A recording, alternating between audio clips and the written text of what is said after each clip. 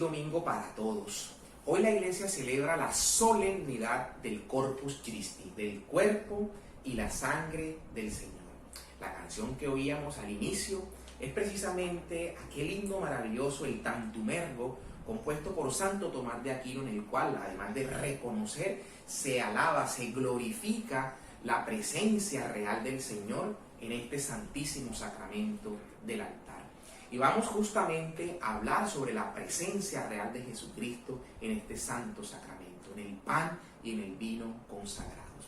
Vamos pues a iniciar con lo que el apóstol San Juan nos dice en su Evangelio, en el capítulo 1. Empieza diciéndonos Juan que en el principio era el Logos, la palabra, y el Logos o la palabra estaba junto a Dios. Pero además el Logos o la palabra era Dios. Y en el verso 14 nos va a decir el apóstol que la palabra que era Dios se hizo carne. Sarca es la palabra que utiliza en griego. Se hizo carne, puso su tabernáculo, su tienda, su morada entre nosotros. Se hizo carne, se hizo sarca, carne. Y el Señor, que se hizo carne, justamente nos dice que Él nos va a entregar su carne, su sarca, para hacer comida, para hacer alimento. Y eso es precisamente lo que ocurre la noche santa, en la que el Señor, antes de ser crucificado, toma el pan, lo parte y deja dicho que ese es su cuerpo. Y lo mismo hace con el vino, donde dice que esa copa es la de la nueva alianza, la que se sella con su sangre, y pide que comamos de ese pan, que bebamos de ese cáliz, de esa sangre, y que lo hagamos en memorial suyo. De eso entonces vamos a conversar. Pero vamos entonces a ver que precisamente el Señor, que se hizo carne, nos da también su carne para alimentarnos. Nos dice que su carne, su sarca, es verdadera comida y que su sangre es verdadera bebida. Y que aquel que come su carne y quien bebe su sangre permanece en él. Dice el Señor, el que come mi carne y bebe mi sangre permanece en mí y yo en él. Por eso lo llamamos comunión. Es un alimento entonces no solo para fortalecernos en este peregrinar hacia la casa del Padre, sino que también es un alimento de comunión con el Señor. Porque en este alimento el Señor, al comer nosotros su carne, el Señor permanece en nosotros y nosotros en Él. Nos comunica con su sangre, su vida, eso es la sangre, ¿no? Nos comunica con la sangre, su vida, y también con la carne nos alimenta y hacemos comunión con Él. Ya vamos a hablar de todo eso, como los textos bíblicos, sobre todo el apóstol Pablo, nos dan cuenta de esta gran verdad.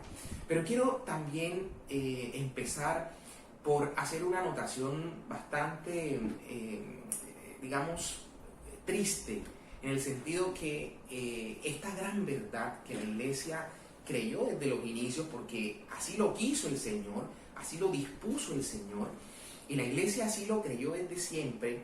Luego esta gran verdad fue trastocada en tiempos de la mal llamada Reforma Protestante. Aquí pasó algo muy curioso. Yo quiero señalar una cosa muy simple antes de empezar con los textos bíblicos, y es que ni siquiera Lutero, que sabemos que era un monje agustino, ni siquiera él tuvo la osadía de rehusar de esta gran verdad de que el Señor se hacía presente, no simbólicamente, como algunos creen, sino que se hacía presente verdaderamente. Es decir, que ese pan, ese vino consagrado, ese pan consagrado, son el cuerpo, la carne real del Señor y su sangre realmente.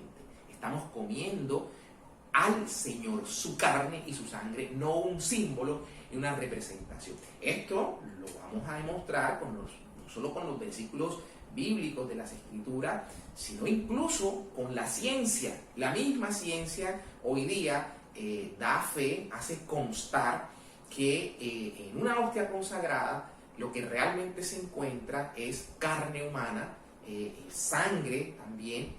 Los estudios han mostrado sangre del tipo AB, y bueno, de eso vamos a conversar un poco. Les voy a dar simplemente unas referencias para que los que estén interesados indaguen aún más. Pero quiero decir que no solo hoy nos vamos a apoyar en los versos bíblicos, sino que también vamos a hacer uso en uno que otro caso, en la ciencia, ¿verdad? Como decía el Papa Juan Pablo II, cuando escribió su encíclica Fides et Ratio, fe y razón, nos decía que el hombre se eleva con las alas de la fe y de la razón. Dice, son estas las dos alas con las que el hombre se eleva hasta el conocimiento de la verdad, y sabemos que la verdad es Cristo mismo.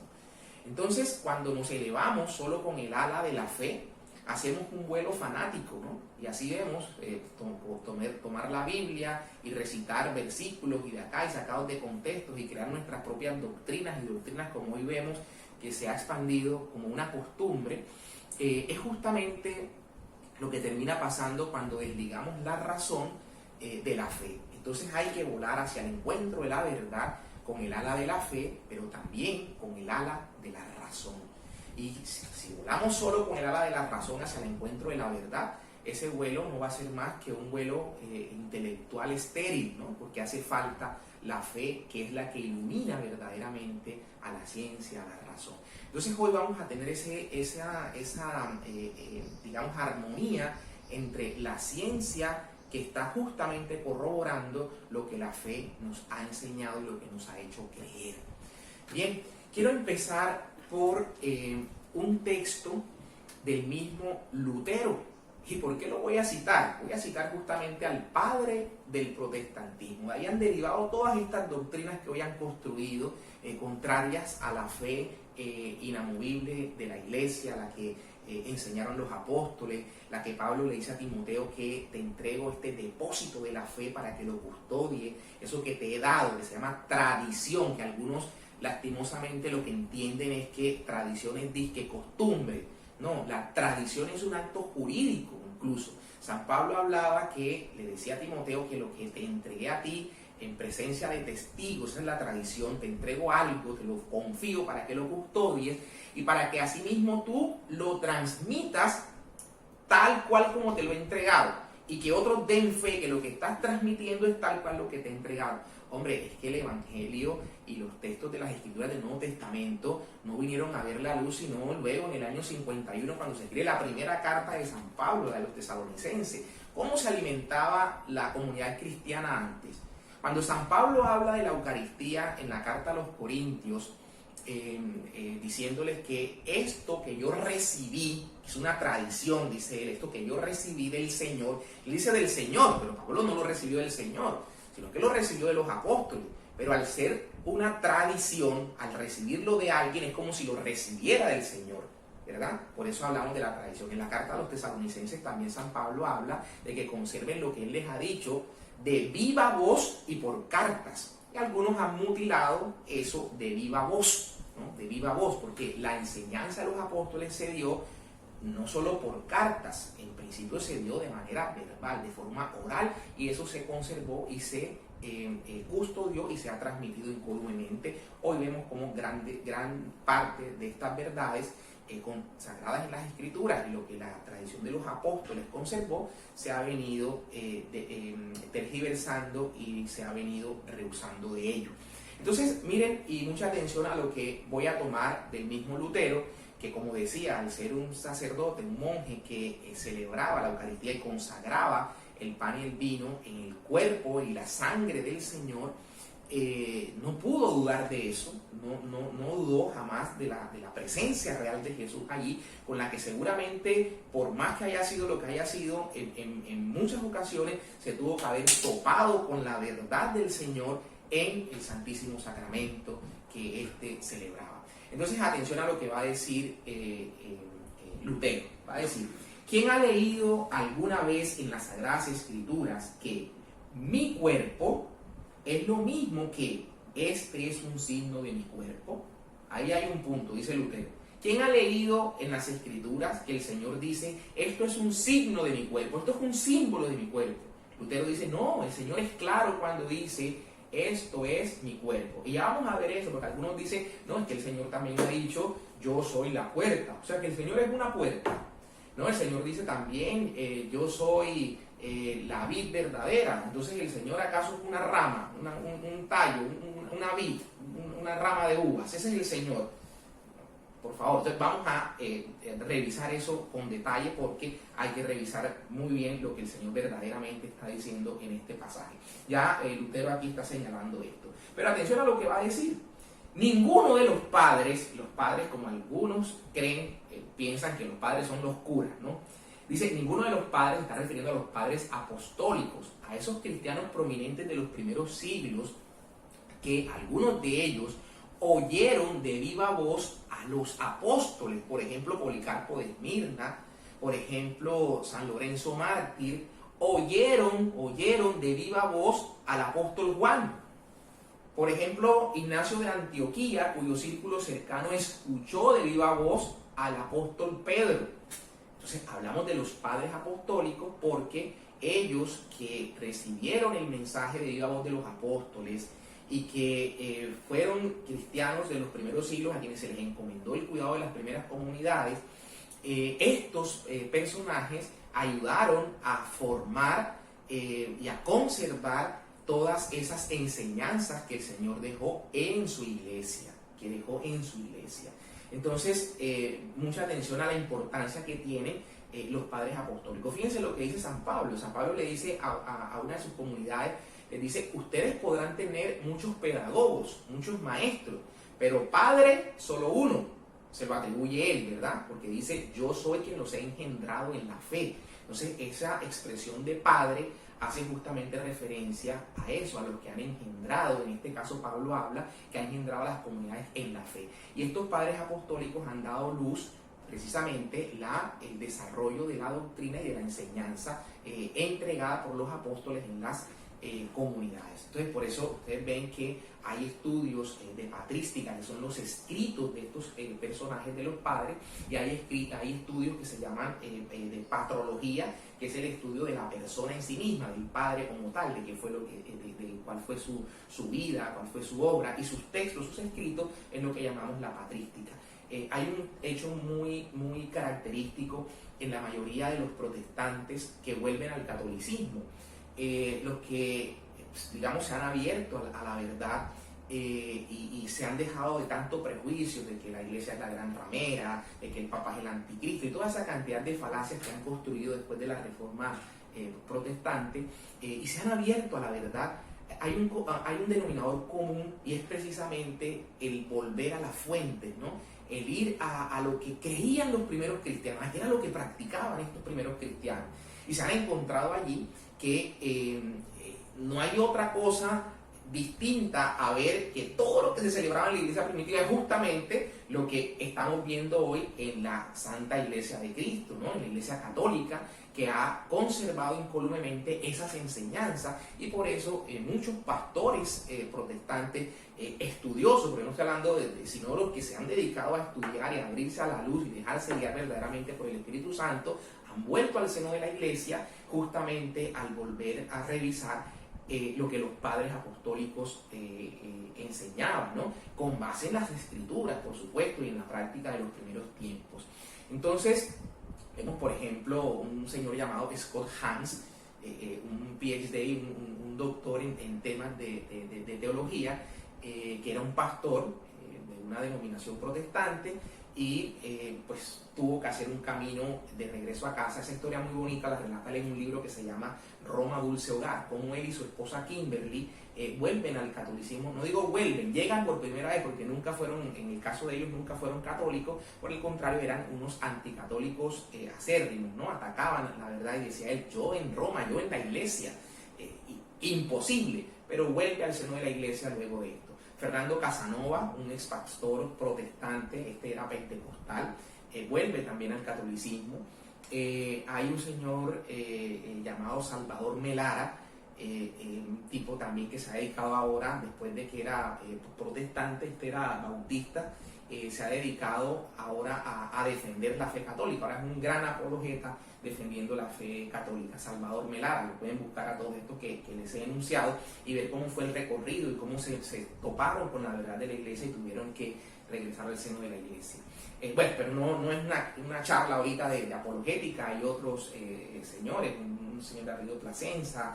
Hay un programa que pasaban por EWTN que se llama Regreso a Casa, conducido por Marcos Groday, un ex pastor protestante que cada fin de semana invitaba a un ex pastor, a un protestante o a quien era protestante que se había convertido al catolicismo, lo invitaba en su programa para empezar a conocer cómo fue ese camino. Y todos coincidían en que, habiendo ido a las fuentes a ver qué era lo que los primeros cristianos celebraban, no tenían noción distinta que regresar al catolicismo. Y claro, porque todas estas doctrinas que tienen después de 1520, después de la Reforma Protestante, son novedosas doctrinas que se han creado en este momento, que la sola fe, que la sola escritura, y que en algún momento tendremos oportunidad de hablar de eso. En uno de los videos seguramente nos vamos a pronunciar sobre esos aspectos. Pero ahorita estoy simplemente, y me he extendido un poco en esta línea, pero vuelvo al escrito que estaba leyendo de Lutero, porque quise explicar cuando utilizó la palabra padres, ¿no? Decía que ninguno de los padres, si bien son tan numerosos, jamás, dice él, ha dicho que esto es solo pan y vino, o que el cuerpo y la sangre de Cristo no están presentes allí. Dicen que ninguno de los padres ha dicho eso.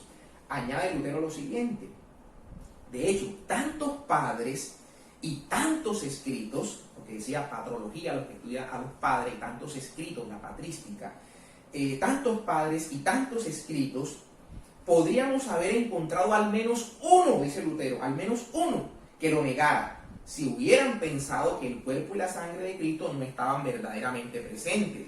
Pero todos ellos son unánimes, dice Lutero, todos ellos son unánimes. O sea, los cristianos de los primeros siglos, jamás ninguno negó la presencia de la Eucaristía, la presencia real de Jesucristo. Para ellos no era un símbolo. Y bueno, al final le daré algunas citas, por ejemplo, de Justino Mártir, cerca del año 150, por ejemplo, cuando da cuenta de la presencia real. Ignacio de Antioquía, que como decía, escuchó al apóstol Pedro, que muere en el año 107, pero fue obispo de Antioquía durante muchos años, y como también habla de la celebración de la Eucaristía, y cómo la Eucaristía, decía él, debe ser una sola Eucaristía, un solo sacrificio, y de verdad el sacrificio de Cristo. No es una cena alegre, ¿no?, de tomar simbólicamente una copita de vino y un pan, no. Es la actualización, y no estoy diciendo que se repite como algunos creen, no es que los católicos matan a Jesucristo cada vez que celebran la Eucaristía, porque Hebreos dice que murió una vez y para siempre, y ellos en su doctrina falsa están celebrando una y otra vez el sacrificio de Cristo, otro sacrificio. No, señor. La doctrina de la iglesia es clara, que se trata de el sacrificio de Cristo, el mismo sacrificio de Cristo en la cruz. Son sus frutos, como el mismo Señor lo dijo: hagan esto en memoria mía. Es el memorial del sacrificio del Señor lo que celebramos, ¿verdad? Renovamos, digamos, actualizamos, percibimos los frutos del mismo sacrificio del Calvario en la celebración eucarística. Allí se nos da, como el Señor lo hizo en la cena última, nos da su cuerpo y nos da su sangre. Pero vamos a tratar de llegar allí. Voy a tomar ahorita, sí, los textos bíblicos que sustentan esta presencia real de Jesucristo en el Santísimo Sacramento del altar. Lo primero es que el apóstol San Juan, en el capítulo 6, pues en el discurso que Jesús hace estando en la sinagoga de Cafarnaúm, enseñando en la sinagoga, el Señor va a hablar de este sacrificio. Mucha atención a lo siguiente, porque hubiese querido empezar, pero ya he avanzado mucho en el tiempo y se nos van a ir los minutos que estamos destinando, pero ojalá que leamos desde el capítulo 5. Los invito a leer desde el capítulo 5 para tener todo el contexto de este capítulo 6. Solamente voy a tomar un párrafo del capítulo 5, cuando el Señor dice: ustedes escudriñan las Escrituras porque creen encontrar en ellas vida. Ojo lo que está diciendo. Ustedes escudriñan las Escrituras, y así hay mucho, ¿verdad? Y la iglesia también nos invita a escudriñar las Escrituras, porque creen encontrar en ellas vida. Y el Señor dice, pero ellas, las Escrituras, dan testimonio de mí. Miren eso que está diciendo el Señor. Escudriñan las Escrituras porque creen encontrar en ellas vida. Y el Señor dice, ahí lo que van a encontrar es aquello que da testimonio de mí. y ustedes no quieren venir a mí para tener vida. ¿Okay? Entonces la vida está en Él que dijo, soy camino, verdad y vida. Las escrituras las escudriñamos porque ellas dan testimonio de Jesús. Y el Señor dice que ellas dan testimonio de Él y entonces hay que ir a Él para tener la vida. ¿Okay? O sea que el Señor va a empezar a hablarnos con palabras de vida, a decirnos cómo entonces vamos a Él. Y nos va a decir entonces, ahora sí voy al capítulo 6, porque ese era el contexto al que quería llegar, que el Señor dice que en Él es el pan vivo que baja del cielo. Y aquí empieza algo fundamental. Y quiero dar este dato. Belén, que es donde nació el Señor, Betlén, quiere decir casa del pan. Qué curioso, ¿verdad? Qué curioso el nombre de la ciudad donde nace Jesús. Belén, casa del pan. Porque el Señor justamente es el pan vivo bajado del cielo. El Señor, que es Dios, como decía Juan, se hizo carne. Entonces, ahora el Señor dice, yo soy el pan vivo que baja del cielo. Pero ojo lo que dice el Señor, el pan que yo daré, o sea, el alimento, el pan que yo daré, será, habla en futuro, será mi carne. Será mi carne. Cualquiera puede decir, sí, es simbólico, la carne quiere decir tener fe, creer en Él, y todo el que cree en Él y comulga con su enseñanza y hace lo que Él dice, pues está comiendo la carne, eso es una cosa simbólica, ¿no? Y por alguna razón, si uno mira lo que pasa en este pasaje, cuando el Señor dice que Él es el pan vivo bajado del cielo, que el pan que Él dará será su carne, vienen cosas muy importantes, sobre todo en el versículo 51. Cuando el Señor dice que aquel que coma de su carne, del pan que Él dará, dice, tendrá vida. Ahí el Señor utiliza en griego la palabra phage, que es comer, ¿no? Y eso puede ser, cualquiera puede decir, eso es simbólico. Yo puedo aceptar que sea simbólico, aunque realmente, digamos, el contexto deja claro que cuando se entendía simbólicamente comer, se hacía referencia, cuando alguien comía a otro, se hacía referencia a violencia, se hacía referencia a persecución, se hacía referencia a traición. O sea, una persona que come a otra la está violentando, una persona que come a otra la está traicionando, la está persiguiendo. Esas eran las acepciones en el contexto en el que el Señor habla para poder entender simbólicamente que hablaba de comer. Lo primero, ¿verdad? Entonces, digamos que eso no cuadra que sea simbólicamente por la acepción que tenía la expresión comer a otro. Luego el Señor va a decir a continuación, porque es que los judíos, es el verso siguiente, dice, los judíos discutían entre sí qué quería decir eso de cómo así que nos pide que comamos su cuerpo. Recuerden lo que para un judío significaba el solo hecho de tocar sangre, ¿no? Recuerden la parábola del samaritano, que el levita pasa y hace un rodeo y sigue, el sacerdote hace un rodeo y sigue, y solo aquel que pasa en el camino y lo encuentra, lo apoya, lo ayuda, por eso lo de la parábola. Pero ese levita y ese sacerdote que dieron el rodeo y siguieron es porque estaba mal herido y no querían tocar la sangre porque se contaminaban. Para un judío tocar la sangre es un tema complejo. Ahora el Señor está diciendo que hay que beber su sangre y que hay que comerse su carne. Entonces los judíos que lo están entendiendo literalmente, o que por lo menos se lo preguntan en ese momento, ¿será que nos está hablando literal? ¿O será que esto es un símbolo? Entonces los judíos se preguntan cómo puede darnos a comer phage, su carne.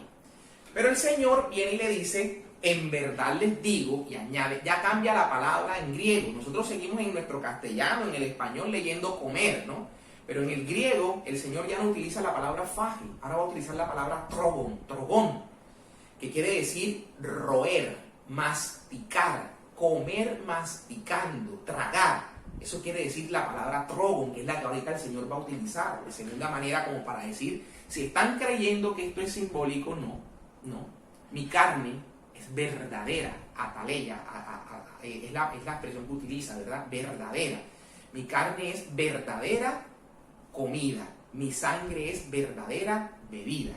Entonces utiliza la expresión verdadera para significar que está hablando no de simbolismo, pero sobre todo, como digo, está hablando de trogón, de que hay que comerla, roerla.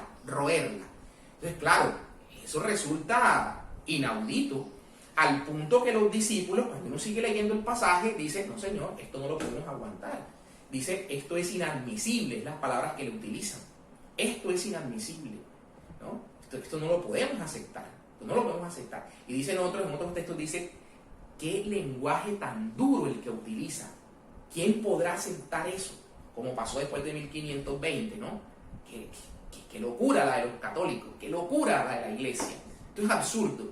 ¿Quién puede aceptar que el Señor esté presente realmente? ¿Quién puede aceptar que sea su carne? Comerse la carne, imposible. Ahora, ¿por qué eran perseguidos los cristianos en parte también en los primeros siglos? Porque ellos tenían un culto que los trataban de caníbales, porque comían la carne de un tal Jesús, ¿verdad? Comían la carne, porque estaban claros que la comida era verdadera, era la carne verdaderamente del Señor, no un símbolo, no un símbolo. Entonces, estas expresiones nos dejan claro eso.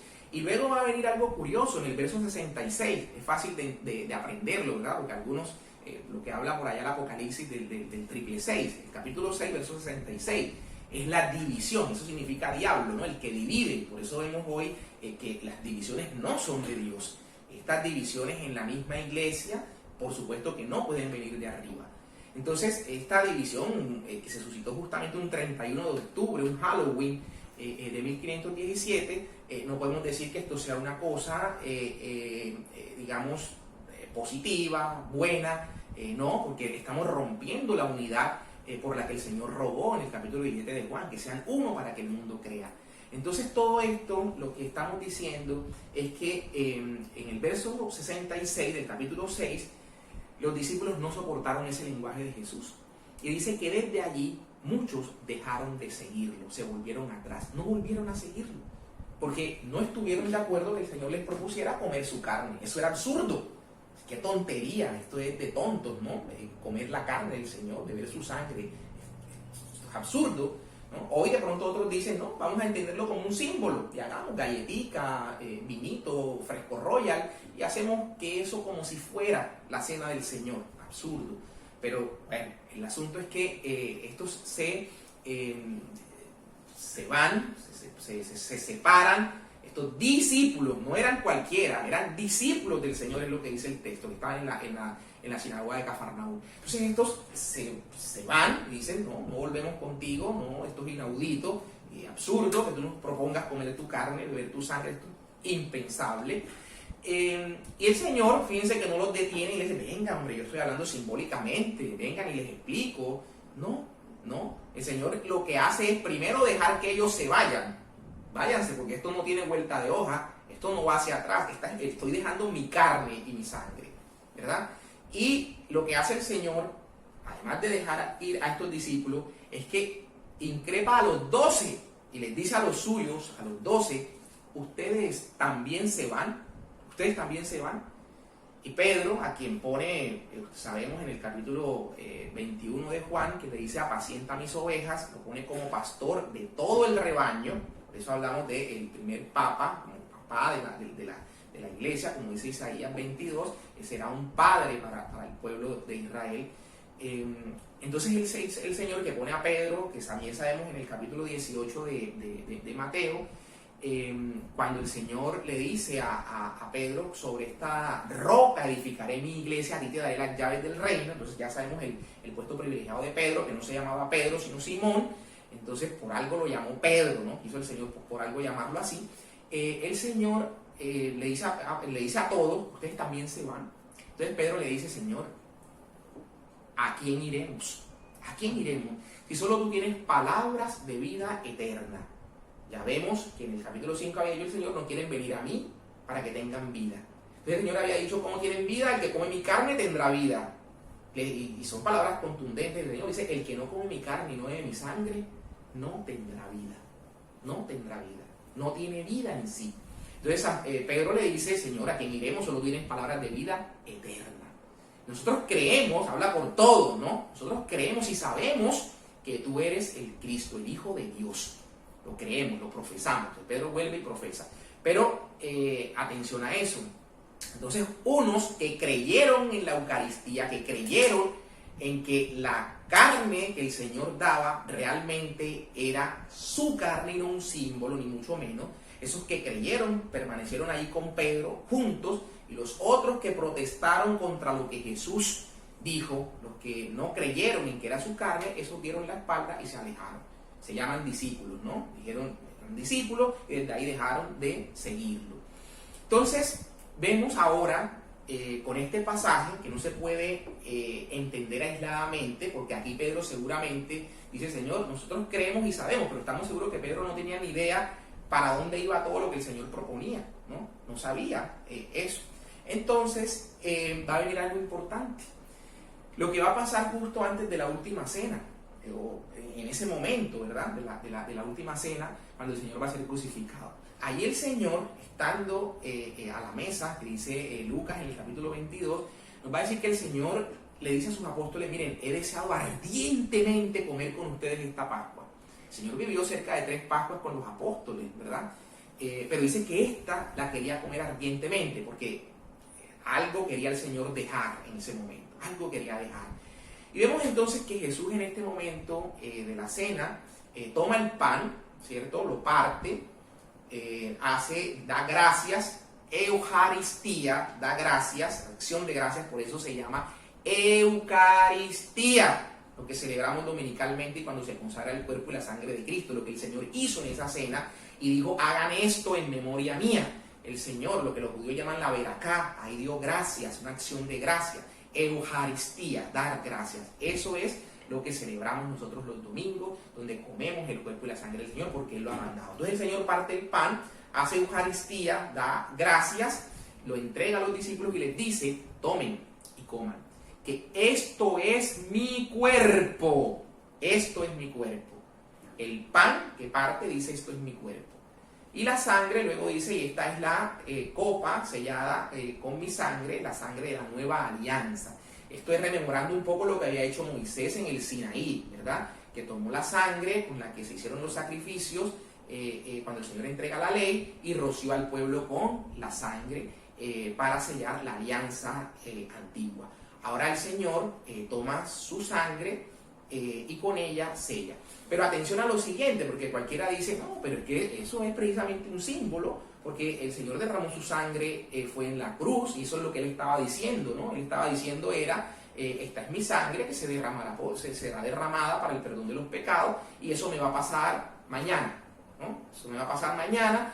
Entonces aquí estamos haciendo, hagan esto en memoria mía, no sé, un recuerdo, cualquiera lo podrá decir así. No, el Señor aquí claramente está en contexto de su sacrificio precisamente. El Señor, como dice San Pablo, es nuestro Cordero de Pascua, el que se inmola. Y San Juan dice justamente que el Señor es inmolado, muerto, la noche en la que se sacrifican los corderos en el templo, ¿verdad? En el templo. Entonces el Señor lo que hace en la última cena es tomar lo que precisamente significaba el sacrificio pascual. Sabemos que en el Éxodo 12, cuando se nos habla del sacrificio de Pascua, había que no solamente rociar los dinteles con la sangre y después el sacrificio, cuando se empieza a practicar la Pascua, se sacrificaba el cordero y la sangre servía para rociarla en el altar y la purificación, etc.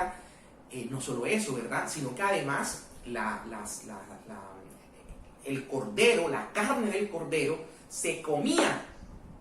Jesús, que es el Cordero de Dios, como lo señala Juan el Bautista, he ahí el Cordero de Dios que quita el pecado del mundo. Juan Bautista lo señala. Entonces vemos que el Señor ahí lo que está diciendo es, Señor, que es el Cordero de Dios y que verdaderamente, no simbólicamente, Jesús fue crucificado en la cruz simbólicamente. No, Jesús fue crucificado verdaderamente en la cruz. El Cordero de Dios fue inmolado verdaderamente en la cruz. Pues bien, la carne de ese Cordero inmolado se come verdaderamente, no simbólicamente, como se comía la carne del Cordero Pascual. Entonces el Señor nos deja su carne cuando dice, esto es mi cuerpo. Esto no es que represente mi cuerpo ni lo simboliza. Esto es mi cuerpo que se entrega por ustedes. esta es mi sangre de la nueva alianza.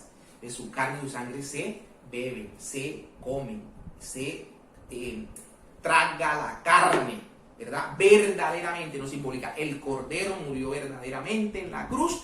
La carne del Cordero nos fue dejada para comerla verdaderamente en la cruz. De esto nos va a hablar el apóstol San Pablo, que decíamos no estuvo presente esa noche, y sin embargo en la carta a los Corintios nos dice: yo recibí esta tradición, yo recibí esto del Señor, que la noche en que él iba a ser entregado tomó pan, y las palabras tal cual las palabras, ¿verdad? Y San Pablo hace una reprimenda importante que ojalá la meditemos y la revisáramos en el capítulo 10, en el capítulo 11 de la carta a los Corintios. Vamos a ver a San Pablo allí como nos dice primero: oigan, ustedes vieron lo que hacía el Israel en la carne. Para Pablo, el Israel en el espíritu somos los cristianos, ¿no? El pueblo elegido por Dios en el espíritu. Y él habla del Israel en la carne. Entonces, ustedes vieron lo que hacía el Israel en la carne. ¿Acaso los sacrificios que ellos hacían, en la que comían la carne de los corderos que sacrificaban, acaso no eran sacrificios de comunión y tenían comunión con el altar de Dios? No entraban en comunión. Claro que sí. Y ponía el ejemplo de los paganos que hacen sus rituales idolátricos a sus dioses falsos. Dice San Pablo: no es que yo esté diciendo que los ídolos sean algo. Los ídolos no son nada. Pero si se hace una ofrenda a esos ídolos que no son nada, en última son ofrendas a los demonios, dice San Pablo, ¿verdad? Entonces nos pone en contexto para entender cómo esos sacrificios de la antigua alianza, cuando alguien comía la carne, entraba en comunión, y cómo cuando los paganos hacen sus sacrificios idolátricos, cómo ellos entran en comunión con los demonios. Pues así San Pablo nos dice: atención, porque la copa que bendecimos nosotros es comunión con la sangre de Cristo, y el pan que partimos en nuestras celebraciones es comunión con el cuerpo de Cristo. Entonces, esto es una gran verdad. Es comunión.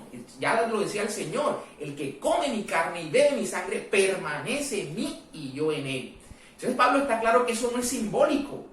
Pablo tiene la absoluta claridad de que esto es comunión plena y verdadera, porque el cáliz que bendecimos es comunión con la sangre de Cristo, verdaderamente. Y el pan que partimos, comunión con el cuerpo de Cristo. No es nada simbólico, es una verdad. Y por eso San Pablo dice: hay de aquellos que comen y beben el pan y el vino consagrados sin discernir que se trata del cuerpo de Cristo. Sin discernir. O sea, San Pablo está diciendo que no descubre esta gran verdad, que allí está el cuerpo y la sangre de Cristo. Cuidado. Dice: por eso hay muchos enfermos entre ustedes y demás. Hace unas anotaciones interesantes, porque dice: hay que discernir, hay que ser claros en el espíritu que eso es verdaderamente el cuerpo y la sangre de Cristo, de nuestro Señor. Vamos a cerrar con esta palabra de Lucas, ¿verdad? Cuando los discípulos de Emaús, que van caminando después de la crucifixión y la resurrección de Jesús, que van tristes hacia Emaús, se les aparece el Señor y se pone a caminar con ellos al lado y se pone a explicarles las Escrituras. Al final, ellos le dicen: Mane nobiscum Domini, quédate con nosotros, Señor. Y el Señor se queda con ellos en ese momento. Mire la petición, ¿no? Quédate con nosotros, Señor. Quédate, le dicen. Quédate con nosotros, que va atardeciendo. Quédate con nosotros. Y el Señor se va con ellos. Y al momento en que están comiendo, dice, parten el pan, y dicen que ellos tenían como escamas en los ojos, que no lo podían reconocer, no sabían que era el Señor el que iba al lado de ellos. Pero cuando el Señor parte el pan, la fracción del pan, que ahí se le llamó a la Eucaristía en los primeros siglos, en los comienzos del cristianismo, cuando se parte el pan, dice, se le cayeron las escamas, lo reconocieron. Eso habla San Pablo del discernir, que es Cristo mismo el que se quedó en el pan. Se parte el pan, y ese pan que se parte, dice Lucas, que el Señor desapareció de su vista. ¿Cómo así desapareció de su vista? Claro, porque se quedó en el pan. El Señor quiso quedarse en el pan. Su carne permanece en el pan. Y por eso decía, y con esto quiero cerrar, que hay hallazgos científicos, por ejemplo, en un pueblito llamado Lanciano, y se llama Lanciano porque ahí vivió Longino, que fue, según la tradición fue quien traspasó con su lanza el costado de Cristo, pero se llama Lanciano por la lanza. Ahí hubo un milagro eucarístico en el año 700, una hostia con la que el sacerdote celebraba se convirtió en carne, se puso roja, se convirtió en carne. Eso ha tenido unos estudios y demás, y han pasado a lo largo de la historia hechos así, similares, como también el que ocurrió en Bolseno en el siglo XIII, que fue el que precisamente dio lugar a que se decretara la solemnidad de la fiesta del Corpus Christi. Pero me quiero quedar con uno solo de ellos, que ocurrió en el año 1996-99 aproximadamente, en Argentina. Era arzobispo de esa jurisdicción de Buenos Aires, el hoy nuestro Papa, nuestro querido Papa Francisco, era arzobispo de Buenos Aires. Y ocurre un milagro en el que una hostia empezó a botar como una sustancia grumosa, y entonces el sacerdote, la dejó en agua por mucho tiempo, porque la hostia fue encontrada, algún fiel, por eso la invitación a que en lo posible no comulguemos en la mano, porque sabemos todas las profanaciones que hay de la Sagrada Eucaristía. Una hostia que se dejó en una de las bancas, pues se tomó, se guardó en un corporal, y el sacerdote la metió en agua para que se disolviera. Esa hostia no se disolvió, esa hostia, tal vez por el sacrilegio que con ella hubo, se convirtió en una sustancia grumosa, rojiza, y se hicieron varios estudios. Se buscó a un señor llamado Ricardo Castañón, este personaje que era ateo y que se dedicó a hacer estudio de estos milagros eucarísticos, y que por eso se convierte a la vida de fe, por la realidad con la que se encontró. Bueno, empezaron a hacerse estudios de esta hostia, se encontró finalmente, para no hacer, ojalá pueden buscar todas estas historias de milagros eucarísticos soportadas, ¿no? Porque no es la versión de alguien, sino que varios científicos, sobre todo varios de ellos ateos, que intervinieron acá, un médico forense, por ejemplo, que intervino, encontraron que se trataba de carne, primero que todo carne humana, que realmente era músculo del corazón, era del miocardio, por demás, era del miocardio. La sangre se identificó como tipo AB, encontrada coincidencia con la sangre de la sábana santa de Turín. Y bueno, hubo una cantidad de cosas, porque el reporte que se hace arroja que la persona había sufrido mucho, ¿no? O sea, había sufrido un paro cardíaco, el corazón se había detenido, pero había sido fruto de algún golpe fuerte, había células epiteliales inflamadas, en fin, una cantidad de hallazgos que reportan estos estudios, y que podemos constatarlo. Varios de los médicos que intervinieron pues aún viven. Uno de ellos ateo, cuando pues, le dicen que quién era el paciente, que por favor le entregaran la hoja de vida del paciente del que él estaba haciendo el estudio de esa carne, y bueno, enterarse que no era un paciente, era una hostia consagrada, un pedazo de hostia consagrada. Miren cómo, por ejemplo, por qué las sectas satánicas entran a los templos católicos a robarse las hostias. ¿Por qué creen que eso pasa? Porque hasta el mismo demonio cree, ¿no? sabe que ese es Cristo quien está presente en la hostia consagrada. Hubo un caso también en los Estados Unidos donde un obispo tuvo que presentar una demanda, un tema judicial, está también documentado, para que se le hiciera devolución de una hostia consagrada que un líder satánico había anunciado que iba a profanarla en una fecha X. Se anunció para convocar a las personas. La iglesia pues se da cuenta de esto, y lo que hace es presentar una acción. Por fortuna, gracias a Dios, se ganó la tutela y se ordenó la devolución. Esta persona aducía, la persona satánica aducía que era que alguien se la había entregado, que se la había dado, pero el obispo manifestó que había sido un robo que se había hecho de la hostia consagrada. Entonces quiero decir que hay muchas situaciones que desde no solo los textos bíblicos, sino también desde la fe, ratifican esto. El Señor en Malaquías dice que censurando a los sacerdotes, ¿verdad? Los sacerdotes vienen a los sacrificios y traen a los sacrificios una oveja, una res ciega, una res con defecto, Y bueno, hacen trampa en su sacrificio. El Señor dice, no, estos se están burlando de mí con estos sacrificios. Pero suscitaré un sacrificio, dice el Señor, desde que nace el sol, desde el levante, desde que nace el sol hasta el ocaso, se ofrecerá un sacrificio puro, sin mancha. Pues cualquiera identifica y dice que este sacrificio puro, sin mancha, fue el sacrificio de Cristo en la cruz. No, se ofrecerá un sacrificio sin mancha. Es el sacrificio sin mancha y puro de la Eucaristía, en el que se ofrece la ofrenda, como dice la carta a los Hebreos, se ofrece la ofrenda del cuerpo de Cristo. La palabra que en Malaquías se utiliza no es la palabra sebash para hablar del sacrificio ritual, del sacrificio cruento, como el que pudo sufrir Jesús en la cruz y como era el sacrificio de los animales. Malaquías habla de minchá, que es justamente, hace referencia a la palabra minchá, a una oblación, a un sacrificio incruento, es decir, sin derramamiento de sangre. Y por eso la Iglesia siempre ha identificado que el sacrificio que ofrece, que es el sacrificio de Cristo en la cruz, es el sacrificio incruento, porque la víctima, por eso en las plegarias eucarísticas decimos, te ofrecemos, oh Padre, el sacrificio vivo, ¿verdad?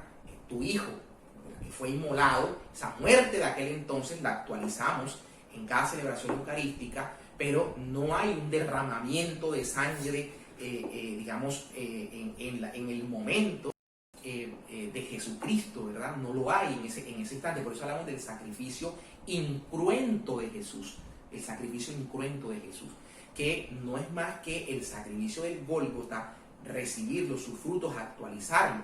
Ese momento que vivimos del sacrificio del Señor, del Gólgota, en el que no estuvimos, lo actualizamos, participamos de sus frutos en cada celebración eucarística, Entonces, esto pues para hacer la anotación de que esta celebración, este sacrificio es sin mancha, porque es Cristo mismo lo que se ofrece al Padre, este sacrificio sin mancha desde donde sale el sol hasta el ocaso, es lo que los primeros cristianos celebraban asiduamente, dice los Hechos de los Apóstoles, y eso es lo que hacemos en la Eucaristía. Allá lo llaman la fracción del pan, es justamente lo que hacemos al momento en el que el sacerdote fracciona el pan y se debe allí cantar el canto del Cordero de Dios que quitas el pecado del mundo, ten piedad de nosotros, danos la paz. Pero muchos sacerdotes, que uno no entiende esto, pero bueno, llegan ahí con muchos abusos litúrgicos, ahora salen con un cantico disque de la paz. Se inventaron un canto de la paz, palmas, alegría y un canto de la paz, y nosotros teniendo al Señor la fracción del pan en ese momento, el Cordero de Dios enfrente nuestro y la iglesia, unos caminando hacia allá, dándole la paz al otro, no sé qué, etcétera, cantando una cosa que no existe en la liturgia. Entonces, ojalá que esto lo podamos entender, ¿no? El momento de la fracción del pan, dice la instrucción general del misal romano, que la fracción del pan, el rito de la fracción del pan se acompaña con el canto del Cordero, para que los coros eso lo entiendan y no sigan en esa línea de cantar una cosa que no tiene ninguna relación en ese momento con lo que estamos viviendo. Entonces, bueno, todo esto pues para hacer la invitación a que en lo posible aceptemos esta invitación de vivir el sacrificio eucarístico también como lo es, ¿verdad? Porque nosotros entendemos que si bien es sacrificio, también es banquete, también es festivo. Entonces, y que es el sacrificio y el banquete eterno. El Señor decía, no volveré a beber de esta copa hasta que la beba en la Pascua eterna. No volveré. Y por eso San Pablo nos dice, cada vez que comen de este cáliz, y cada vez que comen de este pan y beben de este cáliz, anuncian la muerte del Señor hasta que vuelva, Por eso lo hacemos repetidamente hasta que el Señor vuelva. Celebramos el pan y el vino eucarístico, el cuerpo y la sangre del Señor, como es esta celebración. Esto es entonces lo que tenemos para decir por hoy. Vivamos esta fe en el Señor, vivamos esta verdad de fe a fondo, que cada vez que vayamos a acercarnos a la comunión, miren cómo en esta pandemia que se nos ha privado de la comunión, cuando los templos se abran, volvamos a este momento maravilloso de recibir la carne del Señor, su sangre, con la cual Él hace vida en nosotros, comunión con nosotros, y con la cual nos comunica su gracia, nos comunica su paz. Que el Señor nos bendiga a todos, que nos guarde y que sea Él hoy y siempre alabado y glorificado en el santísimo sacramento del altar.